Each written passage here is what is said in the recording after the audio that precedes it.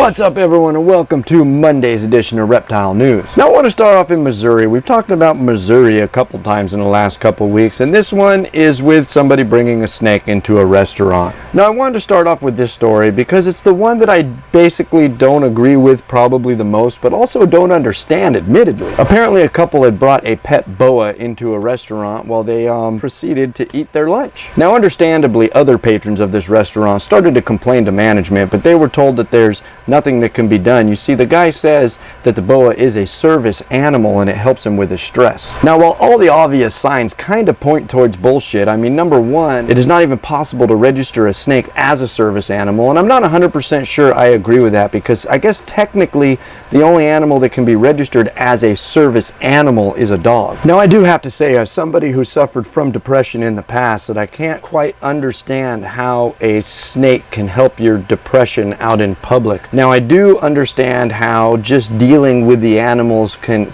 calm you down and relax you and kind of put you in your happy place, but I never had an issue going out in public without a snake, and I don't quite understand anybody that does have an issue with that, to the effect where they can bother so many people and just not care. Now we're going to move on to Tennessee, where the Home Depot had a little bit of an issue where they found a rattlesnake in their garden department. The department was shut down for a short time while an expert came in and removed the aggressive snake. And it ended up being a happy day. They're assuming that the snake probably crawled in from one of the nearby fields. And now we're going to move on to a lost boa in the Cooper Township of Michigan. Now, there is all sorts of problems with this story. It would seem on August 9th, the boa's owner took the boa out for a swim at a local watering hole, which, I mean, what were you thinking? And it gets even worse than that. You see, apparently the owner draped this boa around his neck and dozed off on the shore for a short time. When he woke up, the boa was gone. Now, I do have to say, from a common sense standpoint, taking a boa to a local watering hole for a swim is an absolutely moronic idea. And the owners are obviously concerned about this boa's safety, because boas cannot live there. And I'm not 100% sure whether the picture used for this news article is an exact picture of this snake, but it doesn't look very healthy to begin with. But all stupid decisions aside, I really hope the snake's found safely, and hopefully these people learn their lesson and won't let this happen again. Keep your exotic pets inside, people. They don't belong out there at local public watering holes. And that's where I'm going to end today's show. If you'd like to read any more about any of these stories, those links are always down in the description down below. And as always, if you're still watching, my name is Jason White. Now you know what's going on in the reptile world. Be good to each other, and we'll see you Wednesday.